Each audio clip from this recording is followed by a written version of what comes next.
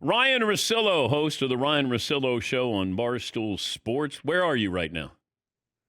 I am in San Antonio, day two with no water in the hotel. What happened? We're low on water here, Dan. Send help. Well, you're going to have to go down to the river walk to bathe. Yeah, it looks like that's frowned upon, and I don't think I want to do it. Maybe day three though. Times will get desperate. I'm just glad I didn't bring like a girlfriend or something with me because it would have been tough to be like, hey, we're gonna go to the game, one of the finals, but you're not gonna be able to bathe. Well, you could ask maybe somebody with the Spurs, could you shower? Hey, can I get there early? Can I shower before the team gets here? I've never thought of pulling the move of like I'm really interested in joining the gym. I'm moving into the community. I picked up a job. It was what could I just get a day pass and Yes. then shower, do some abs, and go? This isn't for me. I mentioned that Brian Windhorst talked about can Wemby be the face of basketball in the United States if you're not from the United States. Is he already the face of the NBA? He's already going to go into next year, I think, wearing the belt of best player in the world. There's been title holders here for maybe a couple years. As you were talking about it, I was thinking about it because that's different than maybe being the face of the NBA to being the accepted best player in the world because of just what he does defensively on top of everything else. But how many big guys have been the face of the NBA? Shaq was. Um, I mean, Bill Russell was, or Wilt Sure, probably were. Kareem, I'm Kareem. guessing. Giannis for a little while. Joker for a little while. Embiid wasn't the face, even though he was an MVP. But yeah, we usually don't single out. And like Elijah Wan was there with Jordan, so he wasn't the face of the league. Um, But yeah, but don't you think like when we're talking about face, we're talking about like a popularity thing more so than just the best single player?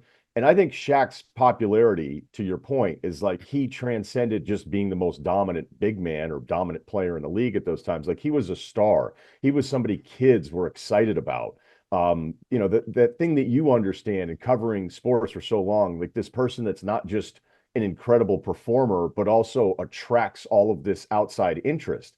And I think Wembanyama can do that from a curiosity standpoint. The rule I always have is like if my mother were to walk by the TV and go, "What's going on there?" And then you explain for a couple of minutes Wembanyama and his backstory and the fact that they found a basketball player that basically pushes the boundaries of what we thought was possible from a human being. I think all of that like puts him on the path to be able to do it, but it's so foreign, like what he is able to do. And I don't mean that because he's from another country, but like if you tried to describe what this guy was, or one day we'll have a player like this, I don't know that anybody would have ever believed it, but I do believe there's a personality aspect to being the face of the NBA that gets all sorts of generations excited about, the attraction of the player and that personality. yeah, I still think that Steph Curry is the most impactful player in the history of the NBA from the standpoint of you can relate to him. Size wise, you can relate to him. Every kid wants to shoot threes. Not everybody can be the big guy, can dunk, be Vince Carter, be 7'4". But you're around Steph Curry and you go, that guy is doing that? Like, you couldn't be like Mike. Like, yeah, we wanted to. Nobody was going to be like Mike. We can be in our minds like Steph Curry. And I think that impact is felt around the world. I mean, he just signed that shoe contract, what, 10 years, $400 million dollars in China? Like this, I still think what he's doing will resonate more years from now just because he gave everybody at least that thought. I might be able to do this at a high level. You're right, because you can watch Wembanyama and be in awe. Nobody goes like, "Hey, I'm going to do that now." No, you're not. You're not going to do that now. And I remember in the beginning with Steph, where talking about boundaries. I remember in the beginning thinking, "Is this real?" And that was from a style. It wasn't that he was 7'4". I thought, is he actually going to be able to do this? Is he going to be able to take this many threes? Is he going to be able to pull up in this many different ways and keep furthering out like what's an acceptable shot? And it was so impressive that I was actually worried it was a little fluky that first year. Like, is this the new normal? And he changed the game from a playing style, like an influential way of approaching this that now everybody has just accepted as the norm. And We to had your the point, the shot though, Ryan, against OKC, right. the infamous Breen bang bang, and I thought, boy, he's going to get yelled at by Steve Kerr. And then when I asked Kerr about it, he goes, "No, I had to let him do it. I saw it too often. I had to let him do it because that shot is." I mean, that's the hash mark there. I mean, that was Caitlin Clark stuff now, but back then you're like, oh my God, he's going to get yelled at. Yeah, right. I mean, he's not only influential in a great way. Just think all the bad shots high school kids are taking around the Yeah, I country. know. It is tough. When you go and watch kids who are in the 6th grade, that's all they care about.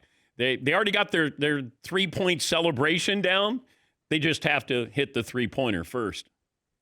Yeah, well, I'll go to some draft stuff and I'll see guys pulling up, and I go, "Are you just pulling up to show that you're willing to pull up because it doesn't go in?"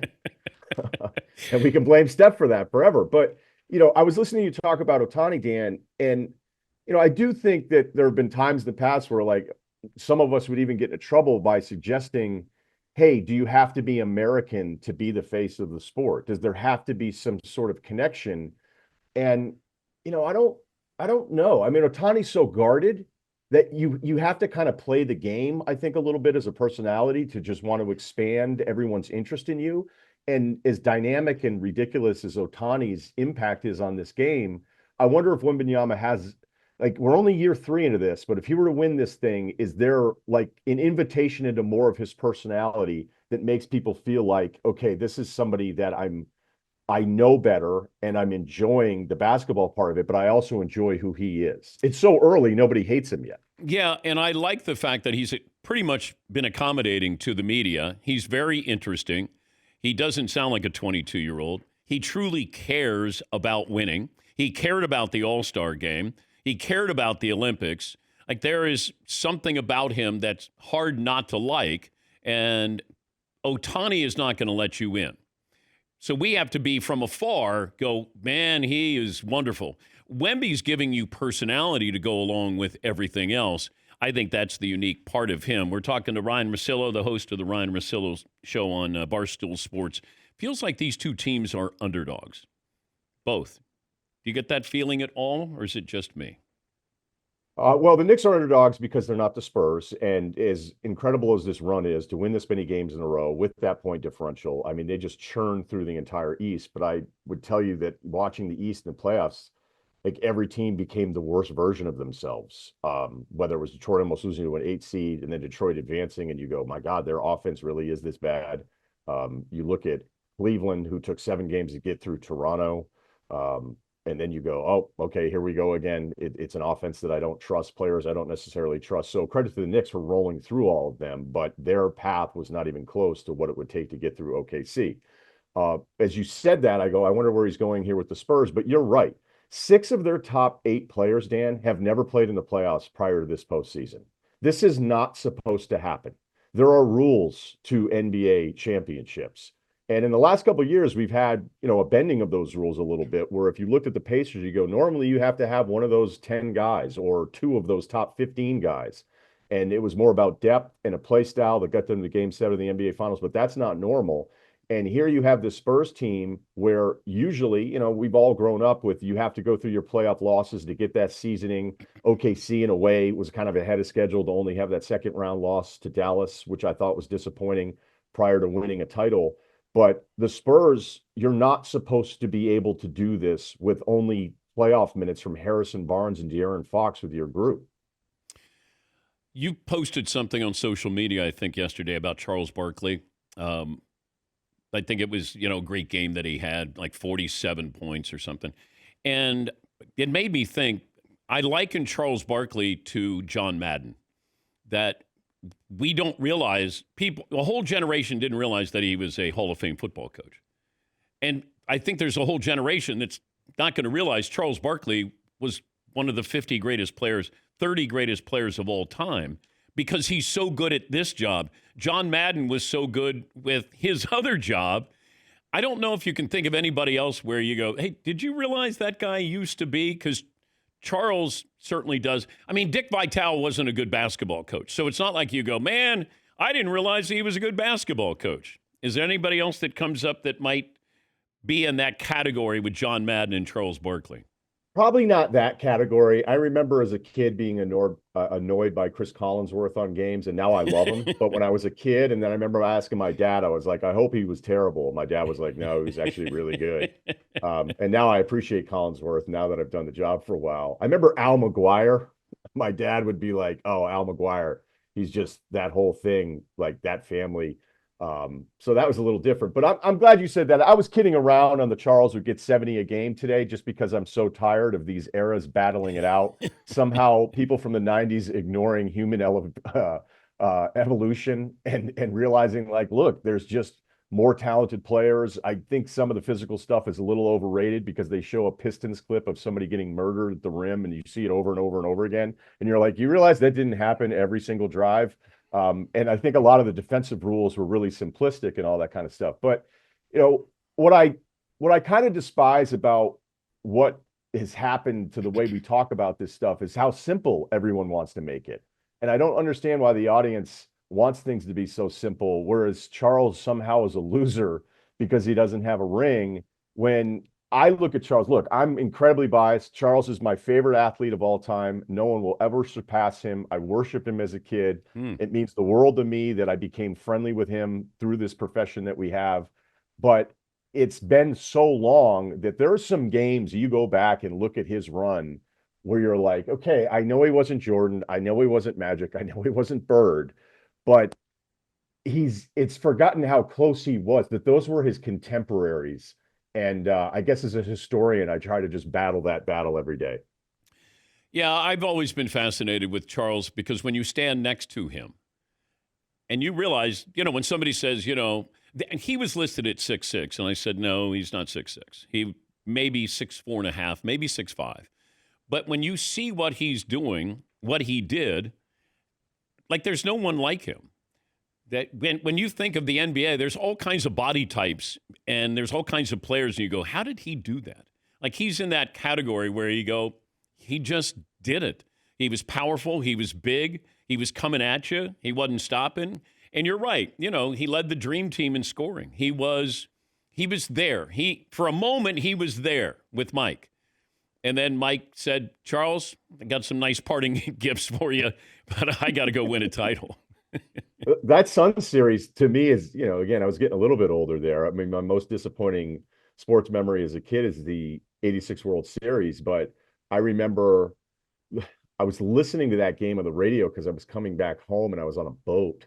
So I was like, how am I making, how would I allow this to happen? And when that shot went in, I was just absolutely devastated, even though I was probably a little too old to be that devastated.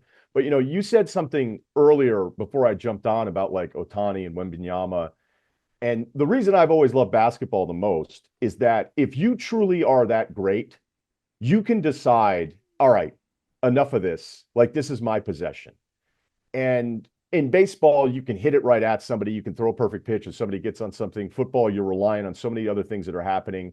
And this isn't like, hey, basketball is the best because of all these reasons. But to me, basketball, if you are truly that great, your greatness is going to show up. And a lot of that is your mentality. And that's what I always loved about Chuck, is that Chuck would go, I'm now deciding to just impact this game with will alone.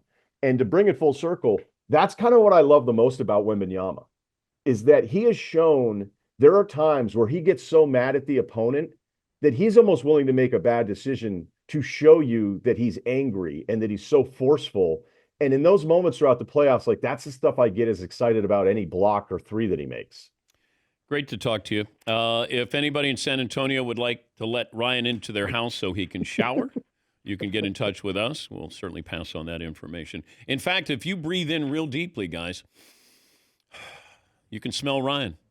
It smells a little like Boston. Victory? Oh, victory. Yes, that's what it smells. Victory. It smells like the Red Sox right now. That's not a compliment. No, it's not. Good to talk to you. Thank you, Ryen. Thanks, Dan. That's Ryen Russillo. He has the Ryen Russillo Show on Barstool Sports.